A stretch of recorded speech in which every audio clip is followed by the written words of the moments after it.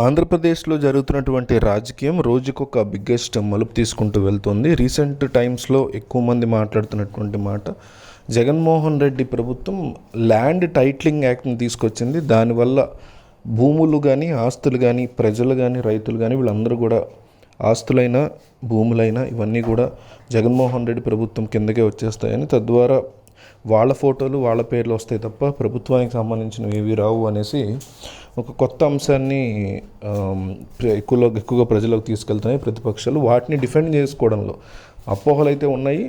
ఉన్నటువంటి యాక్ట్లో నేను చూసినంత వరకు సెక్షన్స్ చాలా లూప్ హోల్స్ ఉన్నాయి. డెఫినెట్లీ ప్రజలకు ఇబ్బంది చేసేలాగా చాలా అంశాలు ఉన్నాయి దీంట్లో.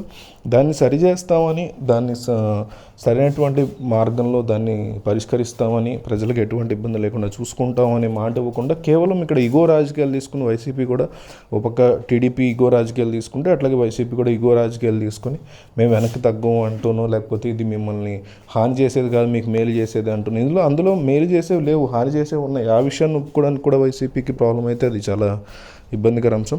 సో దాని గురించి వాళ్ళు మాట్లాడి అంతా నడుస్తుంది. సో అయితే దీనికి సంబంధించి టీడీపీ చేస్తున్నటువంటి తప్పు ఏంటంటే, ఐవీఆర్ కాల్స్ చేయిస్తున్నారు ప్రజలకి. మీకు ఫోన్ చేసి ఓటేమని అడుగుతారు కదా, వాటిని ఐవీఆర్ కాల్స్ అంటారు.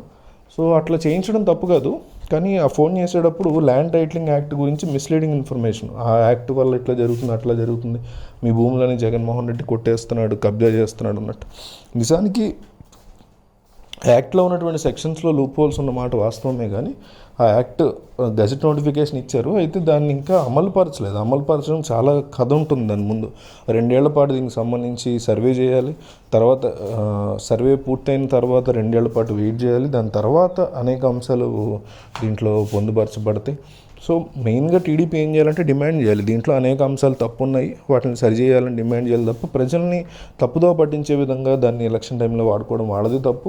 దానికి సమాధానం ఇస్తూ ప్రజల పక్షాన్ని నిలబడకుండా వైసీపీ చంద్రబాబు మీద తోసేసే ప్రయత్నం చేయడం ఆయనది తప్పు. సో ఈ 2 అంశాలని మనం ఒకసారి పరిగణలోకి కనుక తీసుకుంటే, చంద్రబాబు నాయుడు ఇట్లా ఫోన్లు చేయించడం, ఐవీఆర్ కాల్స్ ద్వారా ఫోన్లు చేయించడం అనే అంశాన్ని వైసీపీ చాలా సీరియస్గా తీసుకుంది.